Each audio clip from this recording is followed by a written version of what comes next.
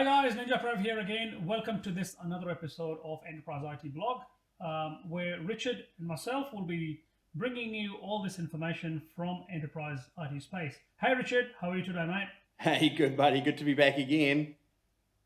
Likewise, mate. Likewise. So Richard, how you been today, mate? Oh, good, mate. We've had a busy few weeks. A lot of conferences, or virtual conferences. So a lot of new information out there that we've got to try and wrap our heads around and work out how it's going to be useful for customers. I know. A lot of that happening.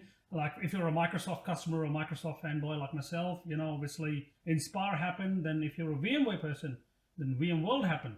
Yep. And together it had a lot of content that we had to all go through and digest.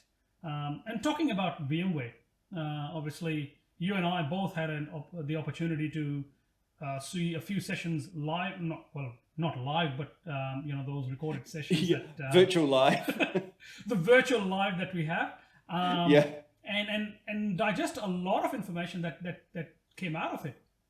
Yes, definitely. I think the whole thing was quite interesting. I guess I was quite lucky. I got to man the Dell booth there at the virtual VMware summit for the APJ time zone that we're in. So that was good fun as well. But yeah, a lot of stuff there. So shall we have a chat about some of those announcements? Absolutely. Look, there have been a lot of, as I said, announcements coming out from VMworld, and it is an understatement to say that this was a generational leap ahead from VMware, with so much stuff coming out of it and a lot of exciting stuff, including in pretty much every space, like your telcos, your AI, digitization, app modernization, all that kind of topics covered. And then we can definitely we should touch them and bring that to discuss them in detail. Like I will go ahead and make the call first. One of my favorite fields in the current industry that I'm currently working in, in telco space. Yes. Yes, that actually got a lot of goodness delivered to it by VMware, especially within the 5G space, the telco cloud space. So VMware made some big announcements, like on the side of SD-WAN.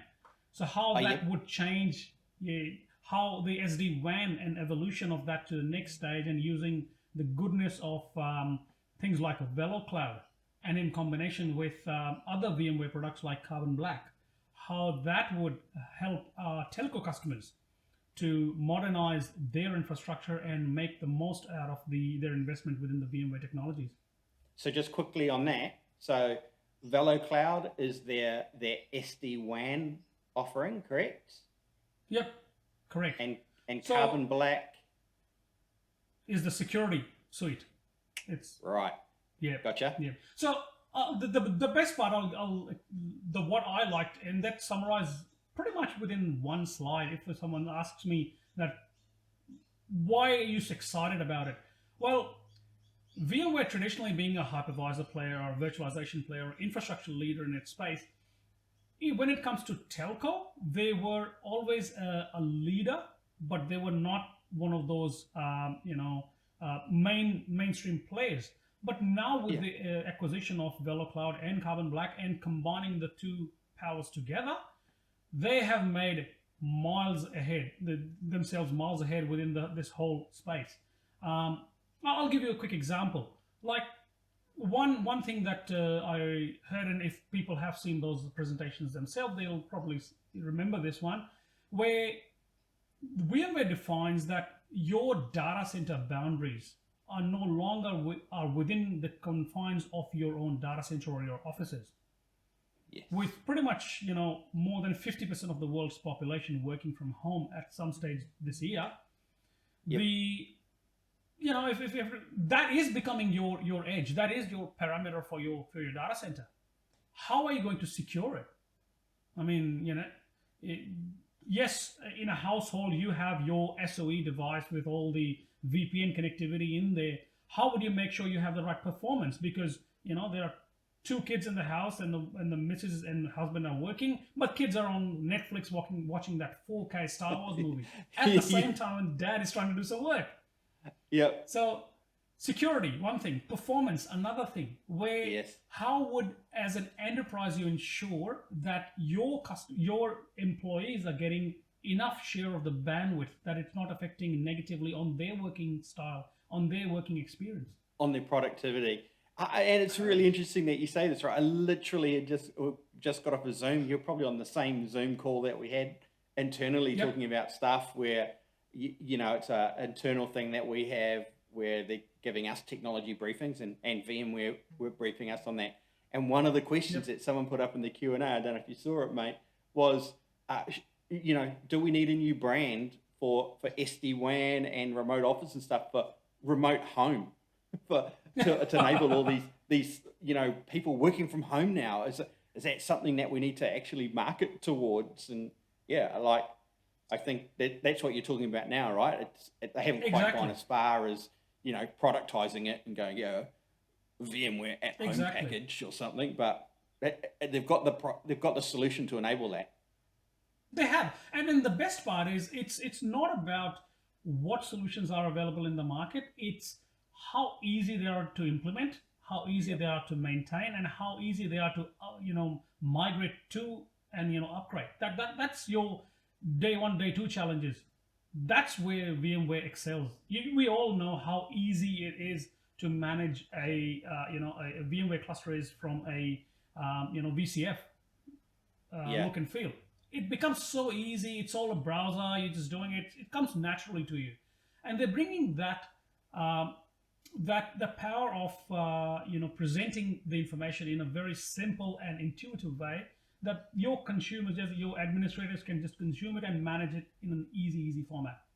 Yeah, and not have a big learning curve. And particularly on that SD-WAN stuff, and we've mentioned this on previous enterprise IT vlogs, actually. You know, the VeloCloud, how easy that was to set up. I saw the demo on that, and I was like, man, this is just and some of the technology there, again, I know we're sort of repeating some stuff there, but I agree with you. I think it's really cool what they're doing, and I really hope that they get to commoditize it further. One, because I think it's cool. Two, I'd really love them to give us, you know, some VeloCloud endpoints as employees. Two thumbs up for that. Yeah, I can definitely benefit from that with all the things happening, you know, all the streaming happening while I'm trying to do some work. So yeah, definitely. You can always use more bandwidth, right? I know I bang on about how lucky I am with my 100 meg down, 100 meg up. Yeah, I know. I just like to mention reminder that. for myself, go back again on NBN and check on that portal when am I eligible for that 1 gig in up and down connection. Yeah, I know. Well, I don't understand that. Anyway, even with 100, I would still take any SD-WAN optimization technology that was thrown at me. Just because, you know, I'm impatient. Stuff never happens fast enough, and I just want it to happen. And so yeah, that's what makes us techies, and that's what probably makes us good, because we can't wait for things to happen. We take the charge and make it possible. Yep. Yeah. Now that sounds cool, mate. Exactly. And then we're talking about the next point that came out from this whole thing was, you know, VMware on ARM. Obviously, NVIDIA is going ahead and purchasing ARM. That's a big news in IT industry. If you haven't heard that, well, you heard it right here. You heard it here first.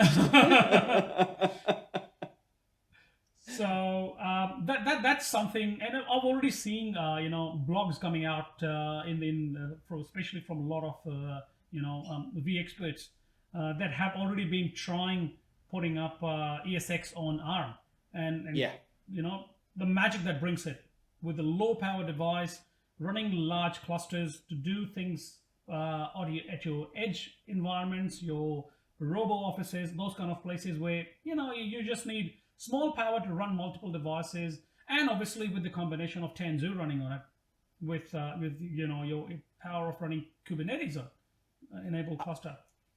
Agreed, mate. Right, and I think where we've gone to is straight away where, as technologists and thinking about how we've done things, I think what you've just listed is what a lot of people will think of, and they'll sort of go, x86, yeah. But for me, and so I've got another laptop here beside me, so I'm going to look over here every now and then because I've got some notes on all of this stuff. So for me, one of the big VMworld announcements, and it ties in with NVIDIA and NVIDIA there, was their Project Monterey announcement. Yep. So previous project that was announced back is now what we know as VCF, and that was around that sort of software defining the data center. Now, what I feel Project Monterey brings to the table is bringing that software definition down into the hardware layer. And so generically, it's something, I don't think this is super new to the industry. Like we've seen players like Mellanox, Intel, have been marketing the term for a while now called SmartNIC.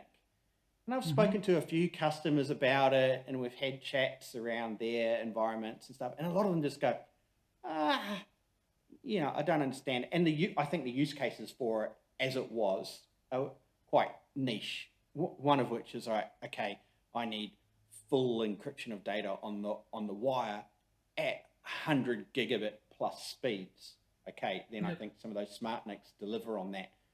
And for those people sort of watching or listening, reminds me, please subscribe. Please click on like if you're watching this on YouTube. We need those likes and those subscribes. It really actually helps a lot more than you imagine. Enough pushing the YouTube channel. A SmartNIC is effectively a network card as we know it, but also, generally speaking, with an ARM CPU on it. Now, I'll get to some of the NVIDIA announcements who are taking SmartNICs to the next level, but I won't jump ahead. So what really blew me away when I was looking at this Project Monterey stuff, and please excuse me, everyone, because I'm still looking over here so I can get all the notes. And I don't blame you, mate. There's so much announcement, so much content, so you have to take notes down. There was just so much cool stuff. So what really blew me away with this Project Monterey thing, I was looking at that. Running ESXi on your network card. I'll let that sink in. So ESXi is now running as the hypervisor on your network card. Now, correct. That for me, to start with, I was like, what? And then they start explaining what that means. So the network card itself is a computer, and actually I really call it a server. And I think the difference for me between just a computer, like laptop workstation or a server, a key difference for me is out-of-band management. So at least from an NVIDIA point of view, and that's sort of what I'm talking about here with their DPUs, as they're calling them, out-of-band management of now a server. Combine that with VMware and the Project Monterey announcement. Now we're talking about VMware doing bare metal management.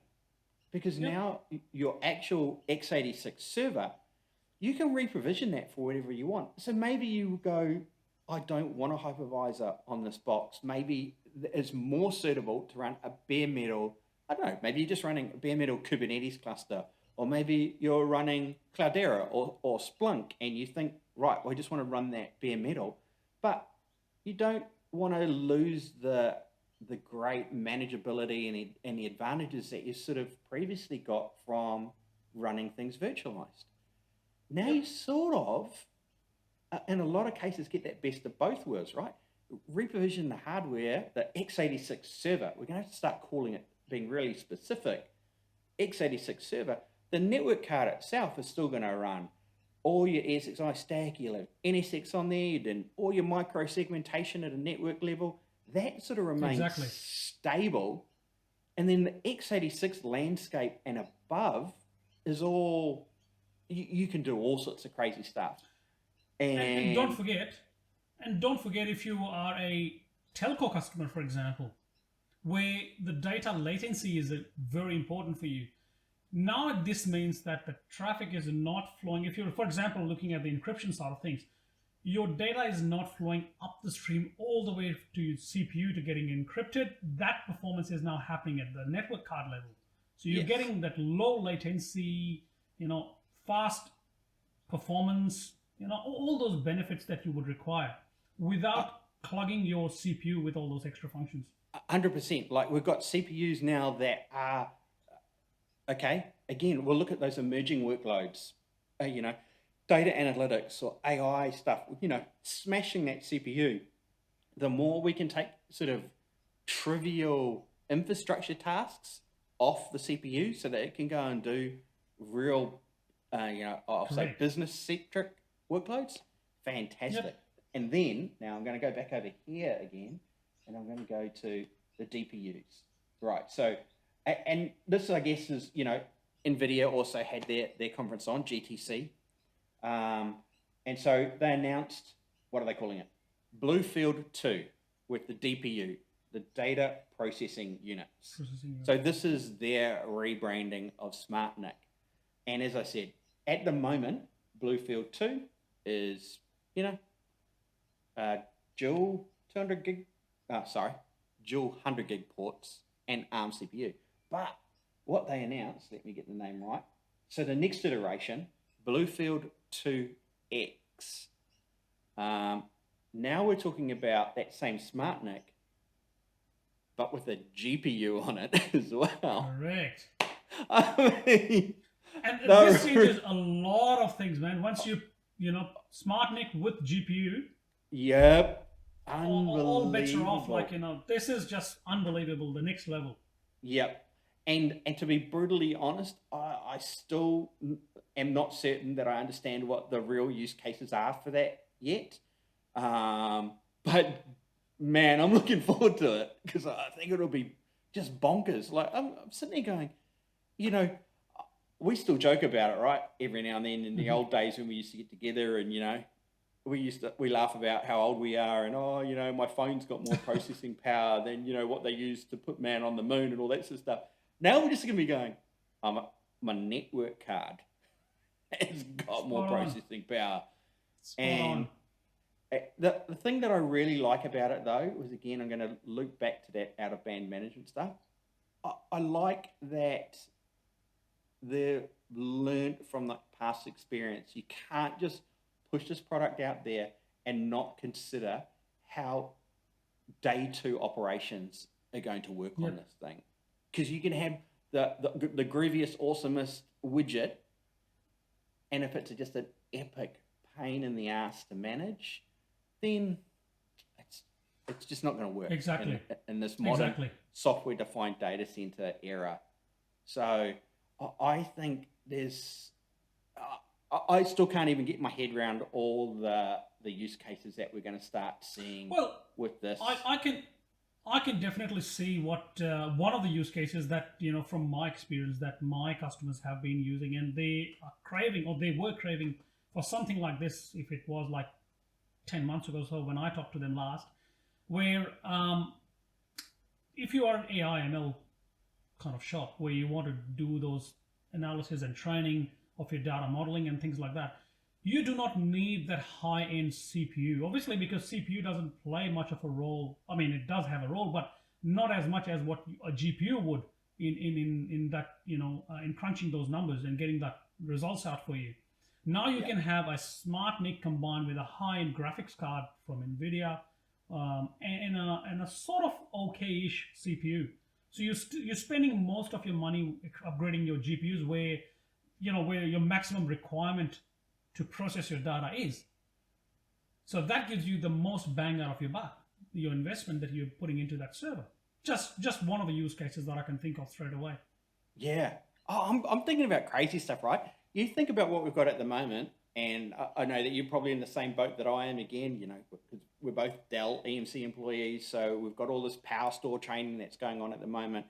And one of the things that new power store, which a storage solution, it itself runs a hypervisor, and you can run virtualized apps on the storage. Cool. And now, but what I was thinking is, what happens when we enable that storage with SmartNICs?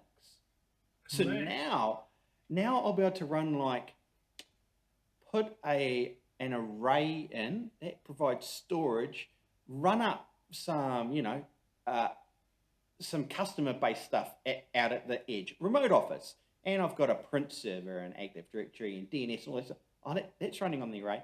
Oh, and then I've got this SmartNIC, and on top of that, I can now run my SD-WAN optimization and encryption of the data, all happening. I'm like, oh, some of the stuff we're going to be able to do is going to be really cool. Like I said, I don't think we've really thought about this yet. We're pivoting back to thinking about how we do things today. I reckon at some point I agree. There'll be a light bulb moment and we'll be like, oh, we've always done it this way because we've sort of been limited by what was possible with the technology that we had. And I guess you can tell. Personally, I think I'm quite excited about this. When SmartNICs first came out, I was like a bit like, whoa, okay. Yeah. But the Project Monterey thing, I think will be really interesting. I think the other vendors in the hypervisor market are going to have to move fast to keep up with VMware on this here. Absolutely. This could give VMware a really good leapfrog in the market and put them back to being, an undisputed leader.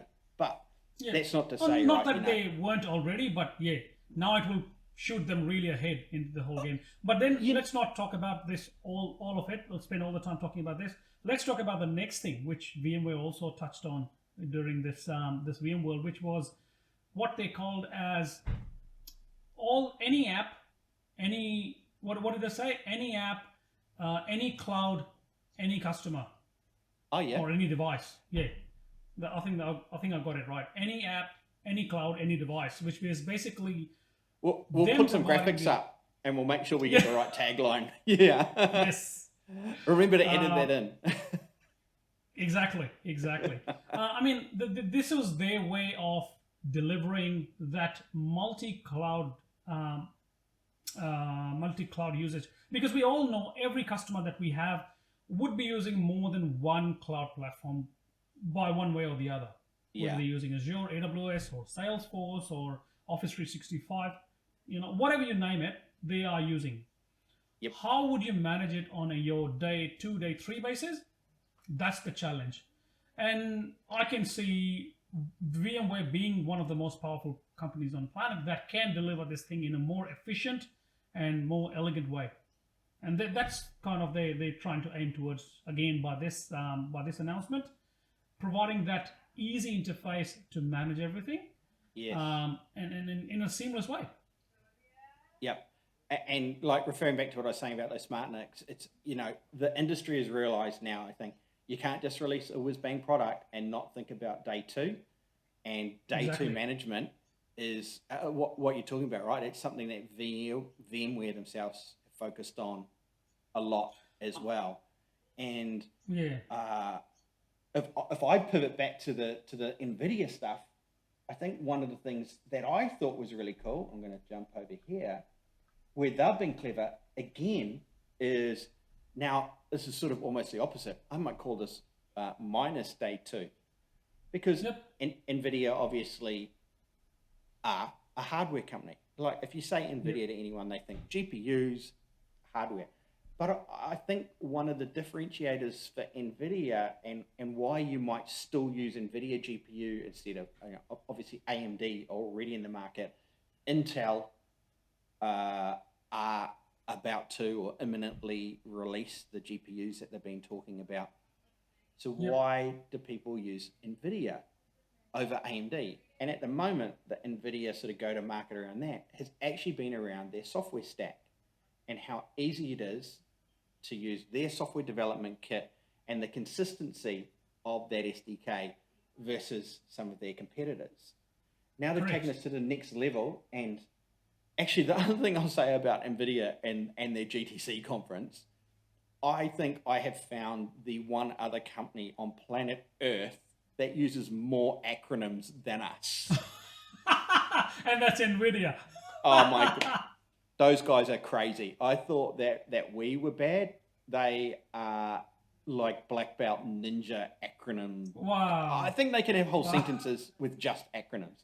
So they released the TLT, the Transfer Learning Toolkit. Why you just don't call it a Transfer Learning Toolkit, I don't know, because no one knows what TLT is, even Transfer Learning Toolkit. So the Transfer Learning Toolkit I thought was really cool. So now this is a no programming approach to vision AI, or acronyms, artificial intelligence. Most people probably know that one. And also conversational AI. And pre-trained models that people can now pick up and use for, say, a vision-enabled AI solution.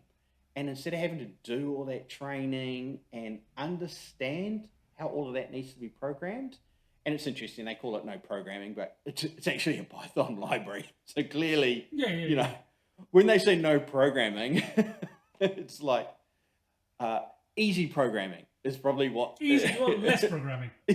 Less programming. But still, what they took us through on the demo was basically building out an application and showing us the sort of 5 or 6 configuration files. And really that's what it was. Whilst it was a Python language-based toolkit, there are 5 or 6 config files within that toolkit that need adjusting. Some of that stuff was fairly, I guess, easy to understand. I understood it. Some of it, I think you probably have to have a bit more of a data science background to understand some of the parameters you're tweaking. But man, what they were able to show was just how easy, how quick, and how efficient it was for someone to bring a vision AI-based solution to market. And also because the model is so well trained, they've got their new, and we'll talk about this as well, their new game-changing A100 GPU, great for doing all that learning, that training on.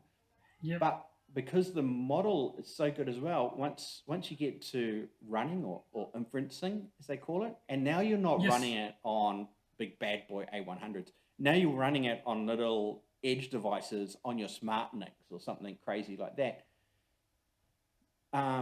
Particularly with that vision stuff, they were showing, this is our frames per second that we can now achieve if you're just using like one of their little nano devices, or maybe you're using T4 or whatever, and the increase in efficiency at inferencing was increased because of how well trained the model was.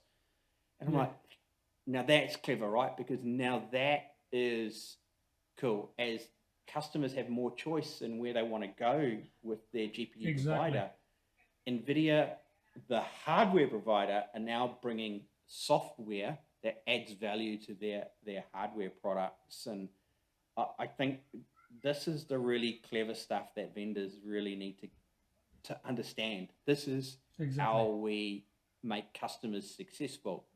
Is not, I forget what the numbers are. I did actually have it this time. It's like 55 billion transistors or something like that. It's more, whatever it is. The number, I was just reading it, just going, that doesn't even make sense that they can get that many transistors on that space. Like, clearly some Martians or something are involved. I don't know. But all of that, as it is it's super cool, don't get me wrong, but it doesn't really help. And then you bring that software to the table and you're like, oh, this is awesome. And then... sorry, go ahead. Go, mate. No, I was just about to introduce something, a new segment to the show that you just brought to my mind. Go. Which was tip, giving our viewers a bit of tip that we have come across, a technical tip that some of you may already know. But talking about NVIDIA, many of you may or may not know that NVIDIA does have a section on their website which is called NVIDIA University. Have you heard of that, Richard? Actually, no, I haven't, mate. No, okay, there you go. I'm listening. Tell me about it. Yeah.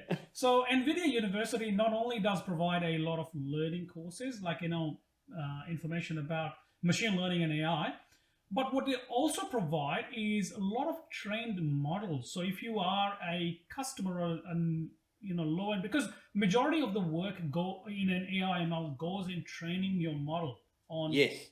show them a million pictures of cat and then identify what a cat is. So getting to that process, what a cat looks like, that takes the most time, effort, and energy. Yep. What NVIDIA has done is, for a lot of use cases, general use cases that they have come across, they have released those models on this NVIDIA University. So if you are an NVIDIA customer, and even if you're not, but you're planning to do something like that, you can use those models. Mind you that these are optimized for NVIDIA GPUs, Yes. so they will run much efficiently and much better on the NVIDIA platform compared to another ones. So assuming that you are an NVIDIA customer using that, you do not need that high-end graphics card, because now you can just pick up that model, use that learning and implement it, and take your project that 10 steps forward and then start from there rather than starting from zero. So Yeah. there you go. That's your tip number one for this segment. I like it, mate. Excellent. And while we're still banging on about NVIDIA, I guess the thing we do need to talk about is their new GPU. So, I mean, one of the other things that was announced at the NVIDIA GTC conference was that, that their new A100 GPU. And again, the number of transistors on that thing was off its head. But the other thing they announced was MIG. Yes, another acronym. The multi. Sounds like Russian plane. Yeah, I think of planes as well when I hear MIG. I was exactly the same. But no, it actually stands for multi-instance GPU. Wow. And it's a way of sharing a GPU. And so we've seen some work in the space. VMware have a solution around that. That was the BitFusion acquisition. Correct. And so they have a solution as well for already being able to share GPUs amongst multiple users. And when I'm saying users there, I don't necessarily mean like individual end users, services or virtual machines. There are some limitations around that, some technical hoo-ha and bits and pieces, which we're certainly not going to cover off on this vlog. But from what I've been able to gather from my reading around MIG, is that MIG removes all those limitations. So we're not talking about time slicing to provide sharing. Now the GPU is physically segregated, and you can segregate it up to 7 segments. Mm-hmm. And then those GPU users, again, I don't mean people, I mean the service using the GPUs, get a slice. So you might just slice it in half, and so they'll get half the memory allocated to them. So now they're not time sharing.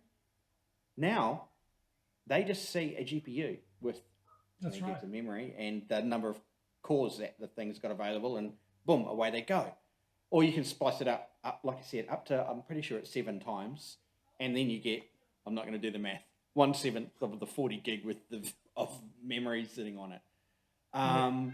So I think that this will be really useful for a lot of situations, maybe a bit more in the sort of cloud service provider space, where they're needing to provide a dedicated amount, or maybe not so much a guaranteed amount of memory performance to a customer. So I think that'll be quite interesting to see how that evolves over time as well. But it just overall, that A100 again is just NVIDIA just moving, just cranking the dial to 11. Yeah, I can even see a use within the VDI space, especially like, your trading floors and all that kind of stuff within a banking environment, where at the moment every user would have a dedicated GPU to themselves. They may not be using all of it, but now we can get one high-end one and share them across multiple traders on the floor. So I can definitely see the benefits from there. Yep. It will definitely be interesting to see how that plays out and exactly how it works. I think there are some downsides to it. We mentioned before the VMware BitFusion thing. Effectively, that's all done in software, so you can change it on the fly. The MIG thing is more of a like, think of changing BIOS on a computer. You're going to have to restart something, was my understanding. So you know, whilst it provides some different guarantees around the resources being provided, there are some downsides because it's being done at a deep hardware level, basically. So yeah, that'll be interesting to see how that shakes out. I think that was the end of my notes on everything. I think. Oh, that's Yeah. a fair bit of information, mate. It's as we said in the beginning, like there's so much good stuff coming out of this whole Heaps. 2 or 3 conferences that we had, and that's what kept it busy in a good way. Yeah. Quite happy to be a part of it. It's honestly, like, I can't be tired of saying this, that we are probably living in one of the best times ever within technology industry. We're seeing all these good innovations coming out from all these big leaders in the market. Yeah, best time to work in the IT industry, I would say. It's bonkers at the moment, and we've got more coming because we've got the Splunk conference coming up. We've got our own Dell Technologies conference about to come out as well. So yeah, it's been really busy at the moment with all these announcements going on and trying to work out. Cool. The announcements themselves are cool, and like you said, some of the technology is great. Now our challenge, the fun part, is working out, all right, how do we make that useful for customers? So yeah. Yep. Hopefully everyone has found this, our vlog useful again. And please, again, don't forget those likes. Don't forget to hit subscribe. Put some comments in there on anything that you want us to chat about in the future.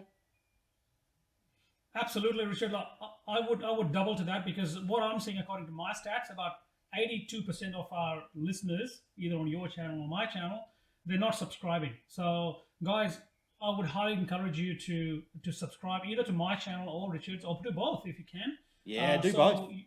Yeah, do both, because we do share a lot of content together, but we also do a lot of content independently. Richard, that was some really good information, mate, today, and it was very good discussion. Thank you for that once again. Pleasure as always, mate. Likewise, mate. And everyone, thank you so much for viewing, and do like, subscribe, and comment. And we look forward to seeing you in our next IT Ninja video. Until then, Cool. bye for now. See you, everyone. Thanks.